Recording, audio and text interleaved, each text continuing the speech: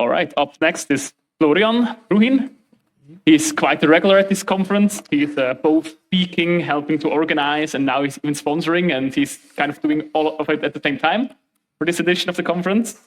Yes, he's a long-time contributor to and maintainer of PyTest, and I guess most of you know about PyTest. When I write Python code, I use it daily. And yeah, he also offers consulting and workshops around. He will now present Hypothesis as a way to further automate things when testing. So, yeah. As was already said, I'm Florian Bruhin, or also known as the compiler.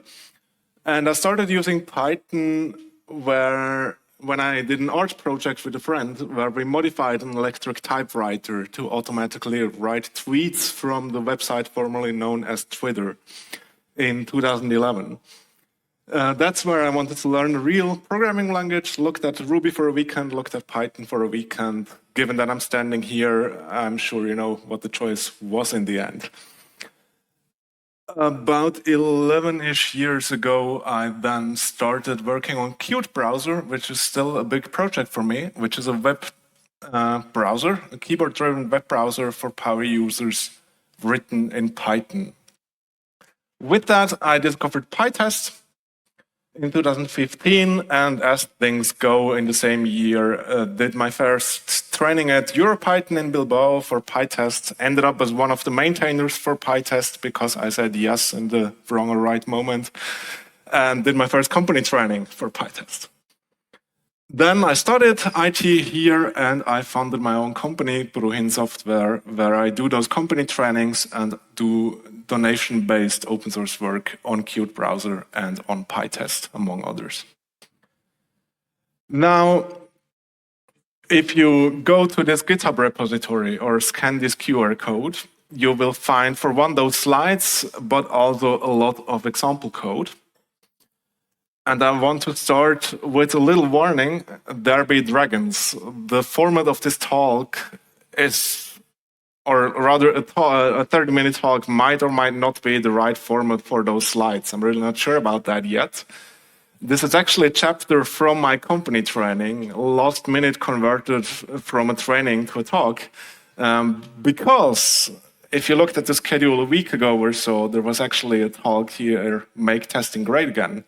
And unfortunately, the speaker couldn't make it. So I was asked to provide a replacement since it was about testing. And apparently people heard that I do things with PyTest.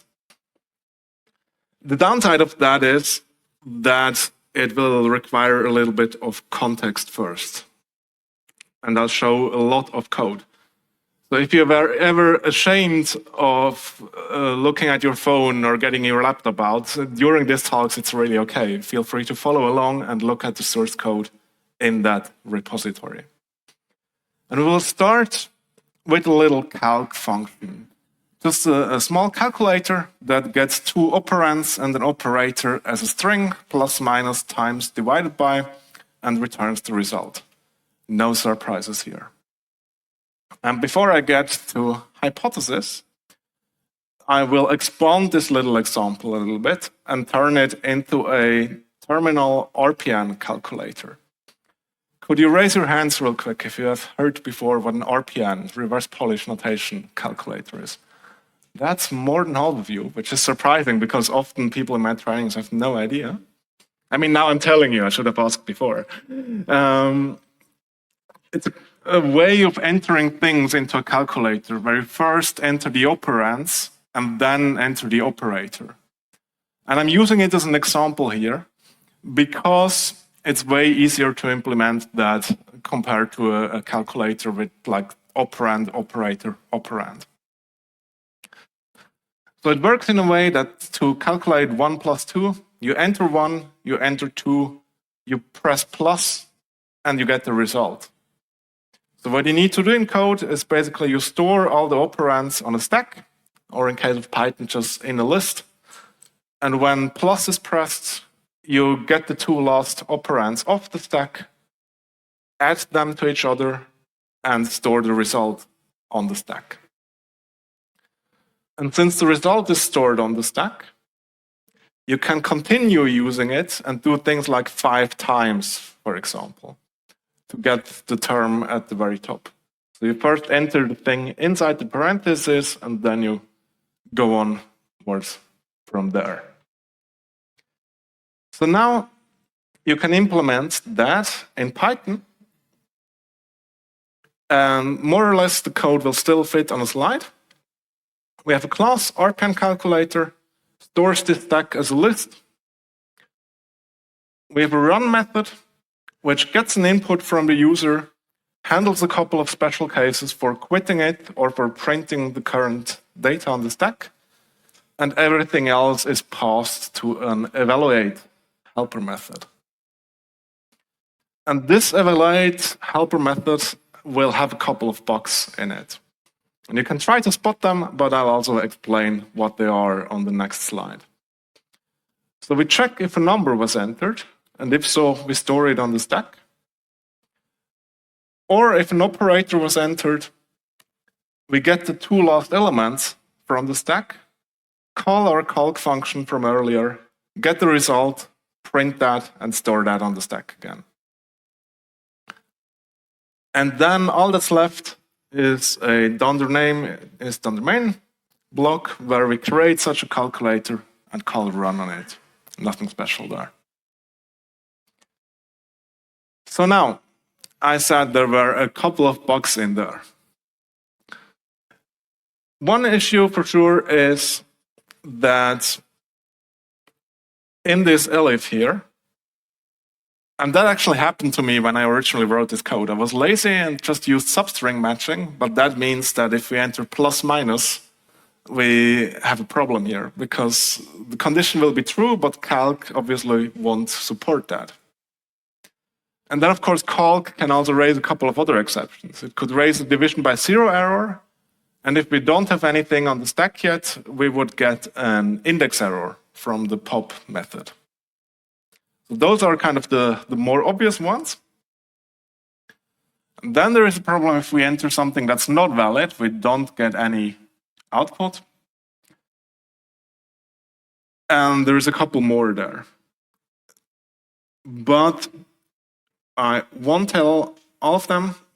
We will see actually how Hypothesis can find them for us. So that was version 1 of the calculator. Now I improved that. I fixed most of the bugs. I think one of them is still remaining for you or Hypothesis to find. And that's now version 2, which you will also find in the same repository as a separate file. So we fixed another thing there. We fixed the isDigit condition to also allow for negative numbers and for floating point numbers rather than pure digits. We want to fix the plus minus thing. We want to give a bit more feedback when something invalid is entered. And we want to handle the 0 division error and the index error. And that's exactly the changes from version 1 to version 2. We don't use this isDigit check before. We just try to convert the input to a float. And if that doesn't work, we catch and ignore the value error.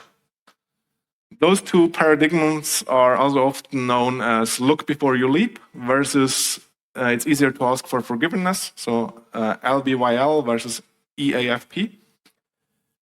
And Rodrigo actually has a nice blog post in his blog about the differences between those two. Now, with that fixed, we still have this issue with the substring matching, so we be a little bit less lazy there and use a list. So that's fixed as well. And then we want to have a little bit of error handling, so we add an error convenience method to print something to the error output, and then just call that to display an error to the user. If there is an invalid input, if we don't have 2 operands, we could use for the calculation. And if there is a zero division error. And now, with a third of my talk being over, you have all the context to actually look at this little bugger here, which is the logo of Hypothesis. If you open the Hypothesis website, hypothesis.works, it starts with a rather bold claim, because it claims most testing is ineffective, since we call it automated software testing, but we still write all the test cases manually. So all those scenarios a human had to write by hand. And they then claim Hypothesis can fix this. And the idea behind Hypothesis is a thing called property-based testing, which is quite related to fuzzing, with the idea that you generate input data based on a strategy. For example, generate random strings or generate integers between 5 and 100. Then you run your test case maybe 100 or 200 times with random generated input data. And then, of course, you can't just test for a return value, but you can check for certain properties or certain invariants that should hold true for all input data. And then if there is a failure, you minimize the input data to have a minimal example that still fails your test. So Hypothesis won't give you a big random string or a total random number. It will try to find an example that is as minimal as possible that reproduces the same failure. So if we look at our buggy version 1 of our calculator again, if we just enter 1 and plus in the command line in our calculator, we get this index error, pop from empty list.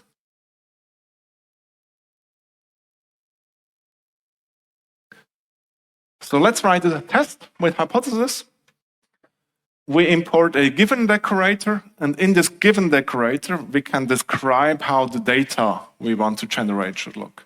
So here we tell Hypothesis, just give me random strings, please. Then we create a calculator object, and we call evaluate just with random strings, and we see if it explodes. That's the most simple test you can write with Hypothesis. Yet it's an approach that has helped me to find countless bugs in Qt browser. Especially if you have some sort of parsing code that parses some things from a string. For example, I have something where a user can just provide a rectangle. So like width, then an X, and then the height, and then plus an offset, things like that. That kind of parsing code can trivially be tested by just throwing random data at it. And indeed, Hypothesis tells us we got this index error, pop from empty list, and the most minimal example I could find to reproduce this issue is an empty string. And that was actually surprising to me. But if we look at this condition again, even an empty string triggers this if, because an empty string is a substring of any string, maybe except the empty string, in Python. So Hypothesis already would have helped us to find that bug. And we already fixed it in version 2. So let's run the test again over version 2. And indeed, it now passes. So we will need to get a little more clever and write a more sophisticated test for our code. The next step we could do is to actually try some calculation. So we tell Hypothesis, hey, give me 2 integers, please. And then we call evaluate on both. We call evaluate with the plus operator. And then, of course, the sum of those 2 integers should be on the stack. And that was, when I wrote the code on these slides for the company training, this was like the second thing I tried, and I was like, yeah, that should pass now, because version 2 obviously has no bugs left. But maybe if you paid attention in the talks about floats, you already know what's about to come. Hypothesis told me, if you enter this number here and add 0 to it, you end up with a different number. And that for me was quite surprising.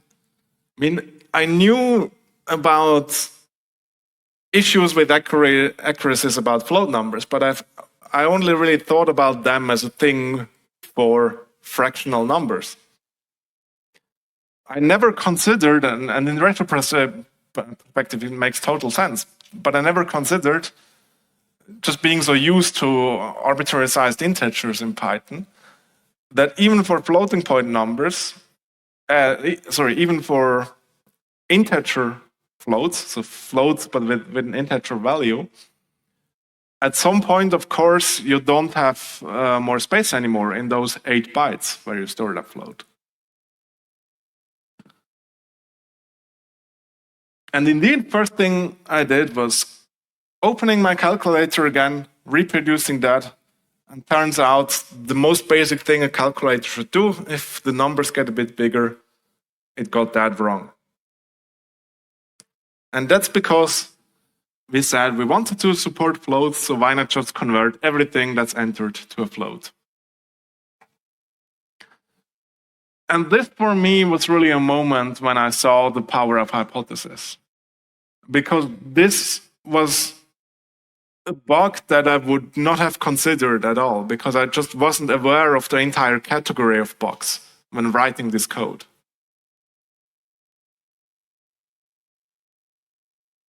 Then I took it one step further and said, okay, what about generating all the data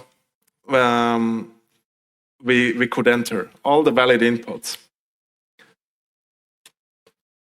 And here you can see how you can combine those strategies with hypothesis.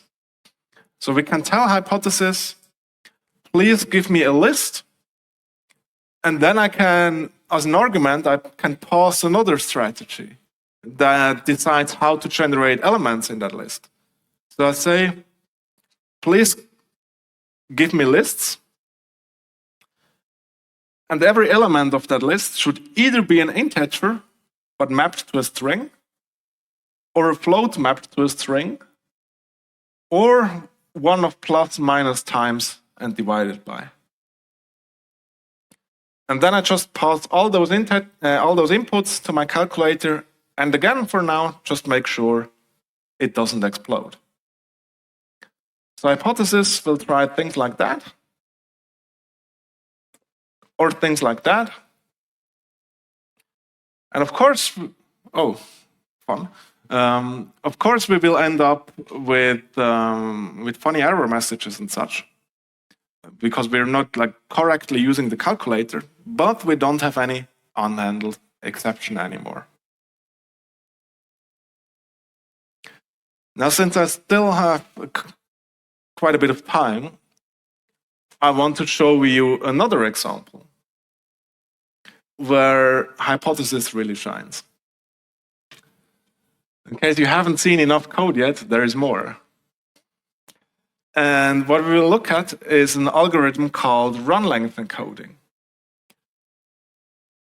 A very simple compression algorithm where instead of storing a string like this with repetitions in it, we just store the value and the count of it. So we say 5p, 3y, 7p, 4y.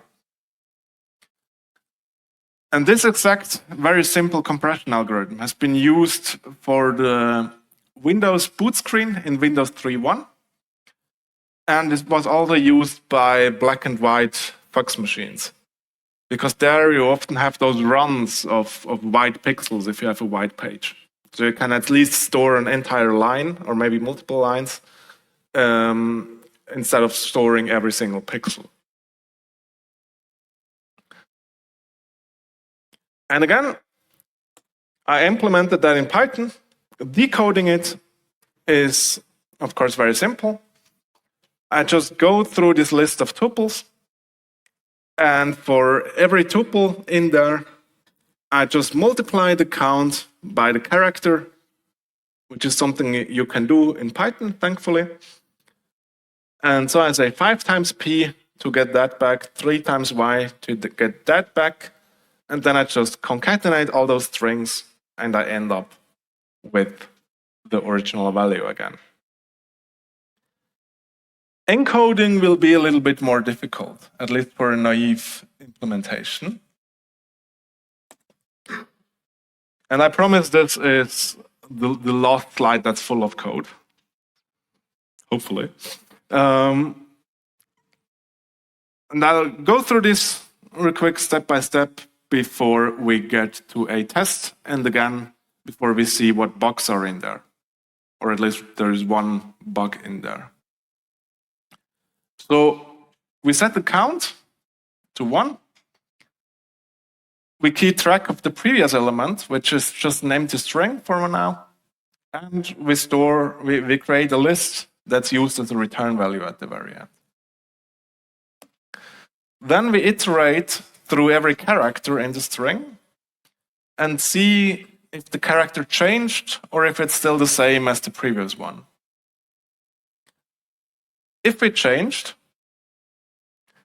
we store the previous count and character tuple in our return value. We reset the count to 1, and we note that we are now looking at a new character. If we did stay the same, we just increment the count by 1. And at the very end, we need to make sure that we also keep track of the last element in there. So if we look at the string here, we start with the p. We see that the character has changed because initially this is set to an empty string. So we set the count to 1, set this previous variable to p. We get the second p here, so we increment the count. Third p, count set to 3, fourth, count 4, fifth, count 5. Now we get a y here. Character changed, and now we can see, okay, we have 5p saved already, or like in those variables. So we create this 5p entry, add it to the list. Count up again for those y's, then we get a p again, character changed, we save 3y, add it to the list. Same for 7p, and then we are at the end of the string, make sure here we also save 4y, and then we have the correct result. Now, did someone spot a bug already? Can you think of an argument here which is a string, but would actually not work as intended? If so, maybe just raise your hand real quick, because I'm curious. That's maybe 10 people or so. So what you would do, you would start writing a couple of tests. You would hopefully use PyTest. If you aren't yet, you should. And use its parametrize mark, which is amazing. If you aren't using it yet, you should. To parametrize that test with a couple of inputs and expected outputs. So I say, if I put pyy in, I want 1p2y back. But as with my float example, with the calculator, the big question is, do you even think of all possible corner cases? Maybe it's easier to think of certain invariants, of certain properties that always hold true for every in and output. Now, if you think about those invariants here, we could say maybe, hey, it's a compression algorithm, so in some sort of measuring, maybe like the bytes occupied in memory, the output should always be smaller than the input. But that actually doesn't hold true. For a trivial input like a single character, the output is bigger than the input. Same if you create a zip file with an empty text document. It will occupy more space than it did before.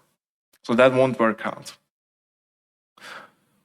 We could come up with something clever like saying the length of the string should be equal to the sum of those lengths in the output. That would be a nice invariant that would always be true. But we just saw a decode and an encode method or a function. So the simplest thing to do is just to check if those round trip correctly. So whatever we put into our test, or into whatever string we put into our test, whatever string hypothesis gives us, if we encode it and we decode the result of that again, we should get back the original string.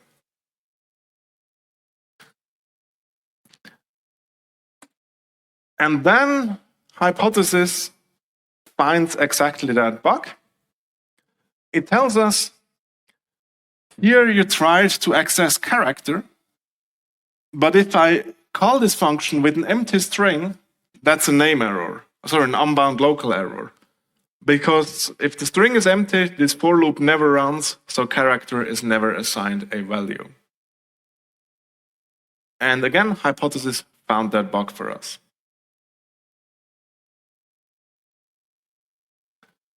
I won't have time for a demo, but if you want to play around with it a bit, if you look at the code in the repository, you could fix this issue, you could rerun the tests, and then you could try introducing a more subtle issue.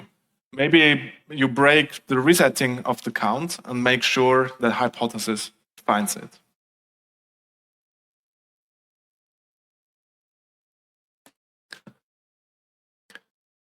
And by the way, you can implement this in a much simpler way by using the itertools module from the standard library. You can say itertools group by, which will group runs of equal values in an iterable. And then you just have a list comprehension that returns the length of that group and the character. So you turned all that complex code into a one-liner. And of course, we want to test with hypothesis, do those two things really work in the same way? So we can write a test that just compares the result to each other for any random inputs, and that test passes as well. Hypothesis can do a whole lot. It can generate data based on those strategies. You can filter, you can combine those strategies for more complex data, also to generate instances of classes, for example. And it integrates with a lot of other projects. They can just pass a data class to it or a pedantic model. It integrates with Django models. It integrates with Lark, which is a parser for a language syntax grammar. So you can just tell it, please produce some source code matching this grammar. And all kinds of things. Even things like generate data matching a regex and such.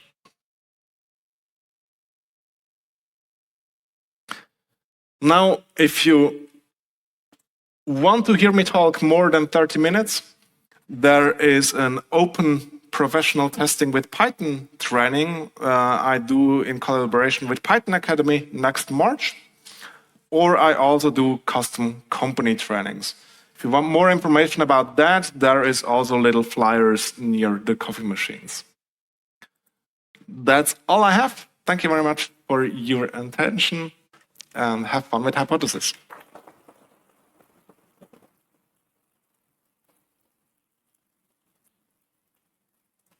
All right. Thanks a lot. Are there questions in the audience? I see there, and back. So, yeah. Hand it there first.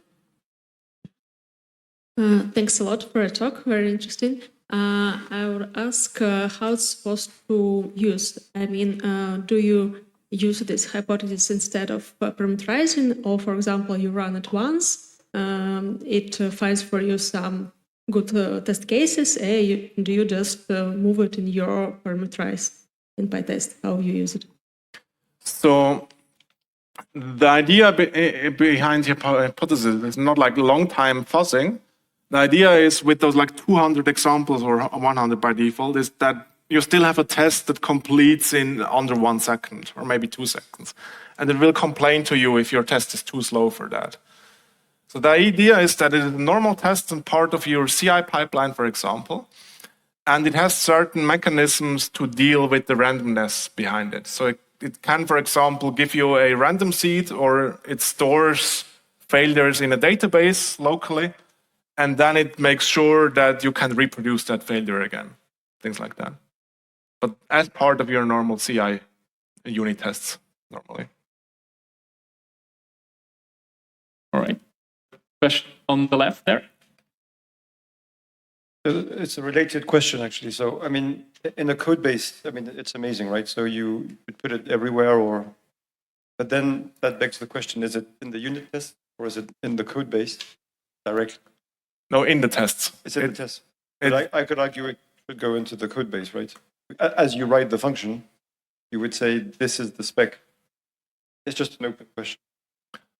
But then how would you run it? I mean, you don't want hypothesis to interfere. That's a question. I don't know. It's a question. I mean, it's kind of test runner agnostic, so you can use it with unit test. It somewhat integrates with PyTest by just providing like custom command line arguments to PyTest and such. But the normal usage is with PyTest, okay, I would say. Or with another test runner, but why would you? Right, there's a question there. Can you raise your hand? Thank you. I think it was already answered. So my question was basically that she asked, are you using the constant seed for pseudo-random inputs, or you are generating a random? And you mentioned that you are basically, correct me if I'm wrong, saving each run the seed from each run so you can reproduce it.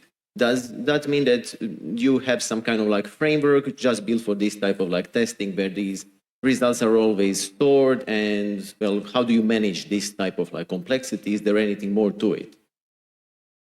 I mean, that's all handled behind the scenes by Hypothesis. They did a lot of work on this. I think it was originally even some scientific paper kind of thing. The last thing I did is I think they wrote a kind of core functionality conjecture. They wrote that in Rust, I believe, or C. I think it was Rust. With the idea of also expanding this concept to other languages. I think there is a Hypothesis for Java prototype and such. There is a lot going on there, but a lot of things behind the scenes is handled by Hypothesis. It can even do things like ghost writing tests for you, where it looks like at functions named encode and decode, and it's like based on the names, this could be a nice pair to test, and proposes a test with Hypothesis. So it does a lot of things. Time for one more question there in the back. Irina? Thank you for the presentation. I was just wondering if you do any kind of intelligent sampling, or is it just a uniform sampling? So if you say you want to test for integers, or just randomly taking integers, or do you include edge cases like 0 and very large and very small integers, or is there kind of intelligence in there? So what I know is that you can configure strategies. You can say, for example, which floats do you want those abnormal numbers or not? I'm not sure. I know it does generate a random byte stream, as in a binary, and the strategies then transform that byte stream to values. And that's also how the whole minimizing metric just works automatically, even for custom strategies, because it minimizes the byte stream input. Based on that, I would say probably, sorry for that, probably it doesn't know how to then produce special values, especially. But it could be that it takes care of that. As mentioned, someone was obsessed over this for years at this point, so it does lots of things very nicely. But I don't know. It's a short answer. All right, thanks a lot. So we'll have now another break, so you have time for questions. Florian directly. Thank you. Thanks.